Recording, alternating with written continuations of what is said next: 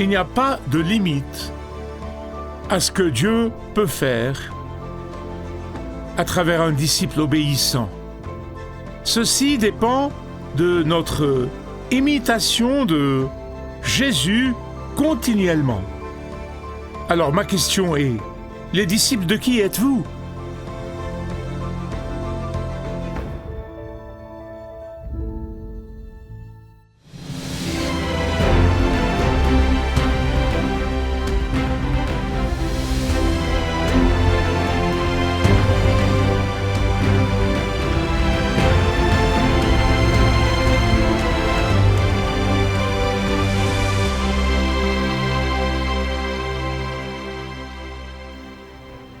Maintenant, la nouvelle génération ne le sait peut-être pas, mais quand nous étions jeunes, vous vous rappelez, nous jouions à ce jeu, c'est la toupie.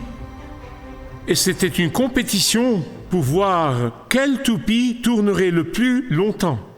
Et nous comparions les formes et les tailles des toupies. Et nous avons grandi. Et nous avons arrêté de jouer aux toupies. Oh, mais nous avons continué à faire tourner nos vies comme des toupies. Nous essayons de voir la vie de qui tourne le plus longtemps et le plus vite. Nous pensons à des moyens où on pourrait faire tourner nos vies de meilleure façon. Laissez-moi vous donner 3 comparaisons entre les toupies qui tournent et les vies qui tournent, d'accord ? Et si ça s'applique à vous, admettez-le. D'accord ? Les toupies doivent être plus grandes en haut et plus minces en bas. Elles ne peuvent pas rester debout si elles ne tournent pas. La toupie tourne toujours autour d'elle-même. Quand votre vie tourne comme une toupie, ça veut dire que vous avez une grande tête et une base plus mince. Vous ne pouvez pas rester debout sauf si vous tournez, et vous tournez autour de vous-même. Et c'est vraiment loin de la vie que Jésus veut que ses disciples vivent. Et Jésus veut que ses disciples vivent comme Jésus. Donc je veux que vous ouvriez avec moi, s'il vous plaît, à Luc chapitre 10, versets 30 à 37. C'est un passage très familier, mais ne me dépassez pas parce que je ne vais peut-être pas là où vous allez. Cette histoire que Jésus donne est un résumé de sa propre vie et sa mission.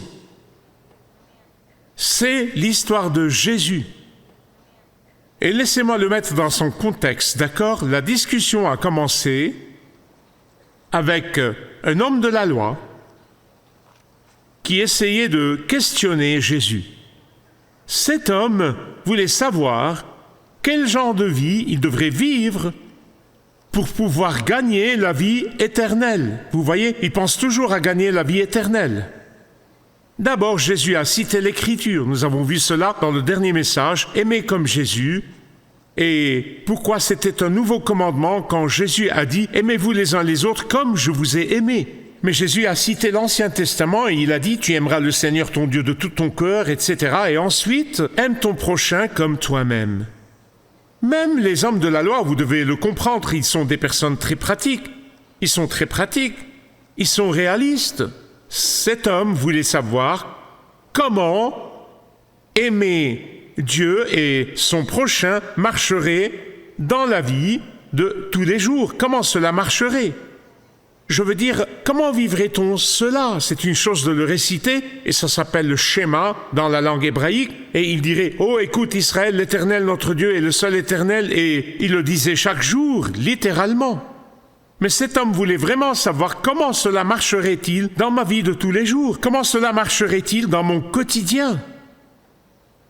Si je dois aimer mon prochain, tout d'abord, définissons notre prochain. Eh bien, laissez-moi vous donner d'abord ma traduction, en fait, une traduction de Youssef, d'accord ? Vous ne trouverez pas ceci comme ça dans la Bible. C'est comme si Jésus disait à cet homme, « Je vais mettre la boîte de biscuits sur l'étagère la plus basse pour que même un enfant puisse l'atteindre. » Et il lui raconte une histoire qui montre la vie de Jésus lui-même. Et ainsi, c'est un modèle pour tout disciple ou disciple potentiel de Jésus. Et c'est une image d'une personne qui a un besoin désespéré. Je veux dire, cet homme est désespéré. C'est une question de vie et de mort. On ne pourrait pas être plus désespéré que ça. Et il est évité par les mêmes personnes qui sont censées répondre à ses besoins. Cet homme désespéré est comme contourné par les mêmes personnes à qui Dieu ordonne d'offrir la miséricorde. Il est contourné par les mêmes personnes qui auraient pu répondre à ses besoins, mais leurs vies sont centrées sur elles-mêmes comme une toupie. Ils l'ont ignoré. Il est évité par les mêmes personnes qui sont supposées l'aider. Le premier était un prêtre. Le prêtre l'a ignoré. Or, dans l'Ancien Testament, les prêtres étaient mandatés par Dieu pour soigner les personnes souffrantes. Vous vous souvenez, chaque fois que Jésus a guéri un lépreux, il a dit « Allez voir le prêtre », car cela fait partie intégrante du sacerdoce dans l'Ancien Testament. Les prêtres sont à la fois soignants, aidants et répondants aux besoins. Quand il a vu l'homme qui saignait, il a détourné le regard et a continué son chemin. Il n'a rien vu. Ensuite, un lévite est passé, donc les lévites étaient absorbés par les rituels religieux. Toute la journée, les rituels religieux, toute leur vie tournait autour de ces rituels religieux. Lui aussi a fait semblant de ne rien voir et a continué son chemin en détournant son regard. Écoutez-moi bien, mes amis. Ceci souligne aussi l'inefficacité des rituels religieux. En réalité, les rituels morts glacent les cœurs. Les rituels morts ne peuvent pas sauver les âmes. Les rituels morts ne peuvent pas répondre aux besoins réels. C'est alors qu'un Samaritain est passé par là. Il a fait 4 choses importantes. Il a fait 4 choses importantes qui illustrent parfaitement ce que notre Seigneur Jésus, rejeté, méprisé et calomnié, a fait pour nous sur la croix du Calvaire. Voici ces 4 choses. Et elles sont toutes très importantes et je prie à Dieu pour que vous ne les oubliez jamais. Jamais. Premièrement, il s'est arrêté. Deuxièmement, il s'est baissé. Troisièmement, il a servi. Et enfin, il a sauvé. Tout d'abord, il s'est arrêté. Nous ne savons pratiquement rien de cet homme samaritain et pourtant, quand on y pense, il a inspiré d'innombrables personnes depuis 2000 ans. Pensez au nombre de ministères, d'églises et d'hôpitaux qui portent le nom du bon Samaritain. Souvenez-vous, ce Samaritain n'était pas en vacances, car je vous le dis, personne n'empruntait cette route infestée de brigands et pleine de dangers, à moins d'avoir une affaire très sérieuse à régler. On n'y allait pas pour une simple promenade. Ce n'était pas un endroit où l'on va.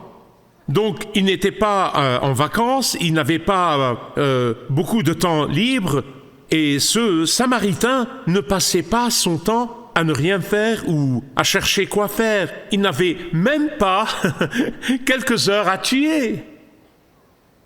Jésus dit quelque chose qui me bouleverse profondément dans Jean chapitre 10. Il dit « J'ai le pouvoir de la donner en parlant de sa vie, et j'ai le pouvoir de la reprendre. Mais j'ai choisi de la donner et de la reprendre. C'est ce qu'il dit. C'est pour cela que mon Père m'aime. C'est pour cela que mon Père m'aime. Jésus aurait pu choisir de rester au ciel ou de quitter la splendeur du ciel pour venir vers des personnes désespérées. Il aurait pu dire « J'ai un univers à gouverner, j'ai un monde à préserver. Pourquoi devrais-je descendre sur cette terre misérable et pleine de péchés ?» Mais je suis infiniment reconnaissant au Seigneur et je le serai jusqu'à ce que je le voie face à face, car il est venu nous racheter et racheter chaque pécheur repentant. S'il ne s'était pas arrêté pour constater par lui-même notre condition misérable, notre monde pécheur, nos vies rongées par la culpabilité et notre éternité promise à l'enfer, ni vous ni moi ne serions sauvés pour l'éternité. Et nous ne serions pas ici aujourd'hui. Oh, c'est pourquoi chaque véritable disciple de Jésus, absolument chaque disciple, doit témoigner une gratitude profonde à Jésus pour s'être arrêté. Écoutez-moi, je vous en prie. Tous les disciples présents et les disciples futurs de Jésus, combien de personnes autour de vous aspirent désespérément au salut? Vous êtes-vous arrêtés? Avez-vous pris le temps de penser à leur détresse? Les disciples de qui? Mais deuxièmement, il ne s'est pas contenté de s'arrêter, il s'est abaissé. Il s'est abaissé. Oh mon Seigneur, c'est une chose de s'arrêter, de regarder la personne ou de lui dire un mot de réconfort et de continuer, mais c'est une toute autre histoire de s'abaisser. Pourquoi? Parce que s'abaisser pourrait être dangereux pour la santé. En fait, c'est faux, c'est un exercice excellent. Essayez. Mais pour ce Samaritain, s'abaisser ainsi était très dangereux pour lui. C'était une route très dangereuse, infestée de brigands. Personne ne s'aventurait sur cette route la nuit. Pas seulement ça.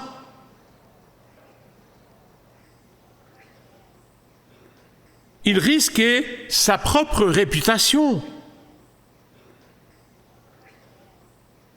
Il risquait sa réputation auprès de ses compatriotes samaritains. Le risque était énorme. Écoutez-moi bien. Il ne s'est pas abaissé pour aider un autre samaritain, un parent ou une connaissance. Non, non, non. Il aidait un ennemi mourant. Il s'est humilié. Il a risqué le mépris et les moqueries de ses compatriotes samaritains. Pourquoi n'a-t-il pas simplement continué son chemin? Pourquoi n'a-t-il pas détourné le regard?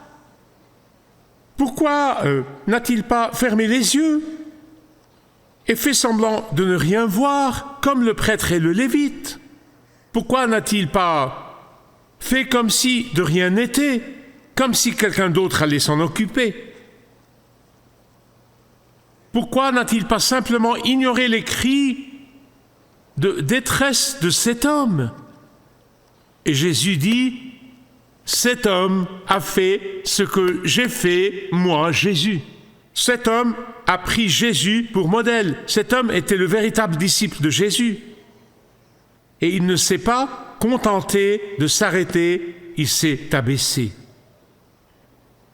Jésus ne s'est pas contenté de s'arrêter, il s'est abaissé.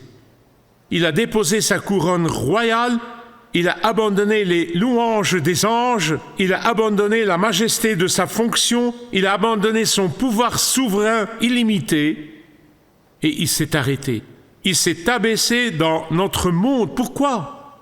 Pour vivre ce que nous vivons, pour ressentir ce que nous ressentons, pour devenir l'un des nôtres. Et plus que tout le reste, il s'est abaissé pour payer le prix de vos péchés et mes péchés. Il s'est abaissé pour prendre sur lui votre jugement et le mien. Il s'est abaissé pour ouvrir la porte du ciel à tout pécheur repentant. Il s'est abaissé pour nous construire un pont vers son Père céleste.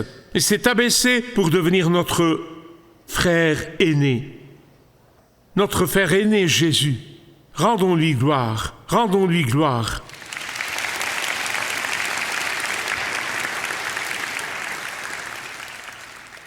Le Samaritain ne s'est pas contenté de s'arrêter, de s'abaisser, il a aussi servi. Le président du séminaire que j'ai fréquenté au début des années 70 à Sydney, en Australie, à Moore College, le Dr Broughton Knox, un homme brillant et pourtant d'une humilité sans pareille, nous le répétait sans cesse. N'oubliez pas que le Fils de Dieu est venu non pour être servi, mais pour servir. Et mes chers amis, le plus grand service que nous puissions rendre est d'être des témoins fidèles de ce que Dieu a fait pour nous. Ce Samaritain ne s'est pas contenté de s'arrêter, de s'abaisser et de murmurer quelques mots doux à l'oreille de l'homme en lui disant « Hé, lève les yeux, garde espoir, les choses vont s'arranger. » Ne t'inquiète pas. Non, non, non, non, non. Il a pris cet homme sur sa monture et il a continué sa route. Il a porté le fardeau de cet homme. Il a pris soin de lui. Il l'a aidé à recouvrer la santé. Il s'est assuré de sa guérison complète. Il a servi. Et nous tous, disciples de Jésus, qui aimons comme Jésus, et vivons comme Jésus, nous devons former d'autres disciples. Ouvrir la parole de Dieu. Faire comme l'aveugle du chapitre 9 de l'Évangile selon Jean, harcelé, il leur a dit « Voici, j'étais aveugle, mais maintenant je vois, maintenant je vois. » Voilà son témoignage. De plus, ce Samaritain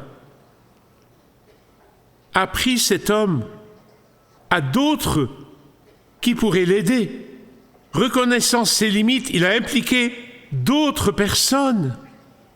Tout d'abord, il a versé son vin et son huile sur lui pour purifier ses plaies, pour purifier ses blessures, pour purifier son corps et finalement pour le sauver.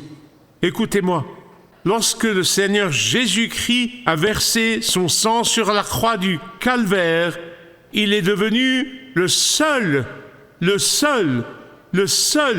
capable de guérir et de purifier par son sang.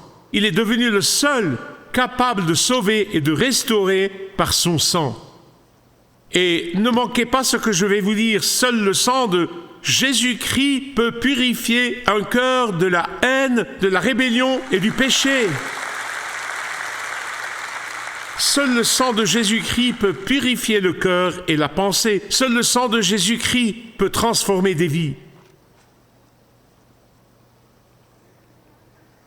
C'est pour cela que le disciple de Jésus doit vivre, apprendre à vivre comme Jésus. Au cas où vous penseriez que j'y suis parvenu, détrompez-vous. J'apprends encore chaque jour. Je commets souvent des erreurs. Mais cela ne m'empêche pas d'apprendre à vivre comme Jésus. Présenter Jésus aux pécheurs désespérés, et pour présenter Jésus à des pécheurs désespérés, il faut s'arrêter, s'abaisser, servir et contribuer au salut. Bien-aimé, vivre comme Jésus, c'est un appel à imiter et à suivre l'exemple de Jésus. Puis-je avoir un amen? Je prie Dieu pour que ce message pénètre profondément dans nos cœurs et nos esprits aujourd'hui. Je vais vous parler d'un événement historique. C'est un fait, c'est de l'histoire, c'est réel. Et je vais vous raconter cette histoire pour conclure. Entre la fin du 19e et le début du 20e siècle, il y a eu un évangéliste indien du nom de Sadhu Sundar Singh. C'était un homme vraiment remarquable. Il s'est converti de façon extraordinaire de l'hindouisme militant au christianisme. C'est une histoire incroyable. Les croyants indiens le connaissent, car j'ai voyagé à travers l'Inde par le passé. Il est devenu un évangéliste renommé et a été invité par plusieurs universités hindoues à venir y parler.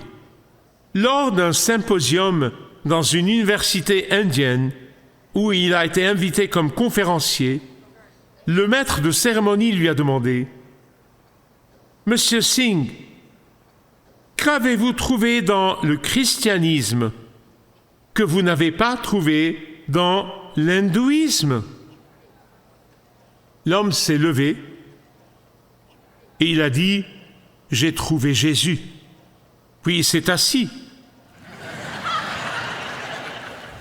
Le maître de cérémonie a repris « Nous savons qui est Jésus, mais qu'avez-vous vraiment trouvé de différent de l'hindouisme ?» Il s'est relevé de nouveau et a répété « J'ai trouvé Jésus ». Puis il s'est rassis. L'homme exaspéré, car cela s'était produit 5 fois, s'est exclamé « Nous comprenons, nous savons qui est Jésus, mais qu'avez-vous vraiment trouvé ?» Il s'est relevé encore et a répété « J'ai trouvé Jésus » et s'est assis de nouveau. Et lui, voyant la frustration du maître de cérémonie, du public et des étudiants dans le grand auditorium, il a dit « Écoutez, laissez-moi vous raconter une histoire. J'espère qu'elle illustrera ce que j'essaie de vous dire. » Il a dit « Un homme est tombé dans un trou. Il y a beaucoup de trous dans certaines rues d'Inde. Il est tombé dans un trou. Il a dit tout d'abord, il a appelé désespérément à l'aide et la première personne qui passait par là était Krishna. Krishna l'a regardé et a dit « Pauvre homme, c'est ton karma. » Puis il s'est éloigné. Bouddha l'a suivi. Bouddha a regardé l'homme et a dit « Oh, pourquoi as-tu marché de ce côté de la route et non de l'autre, là où il n'y a pas de trou ?» Puis il s'est éloigné. Mohammed l'a suivi. Mohammed est arrivé, a regardé l'homme et a eu pitié de lui. Il a dit « Mon pauvre homme, c'est la volonté d'Allah que tu sois dans ce trou. » Enfin, Jésus est arrivé. Et voyant l'état de cet homme, il n'a dit aucun mot. Il a enlevé sa robe et sauté dans le trou, a porté l'homme sur ses épaules et l'en a sorti. C'est là ce que j'ai trouvé dans le christianisme. J'ai trouvé Jésus.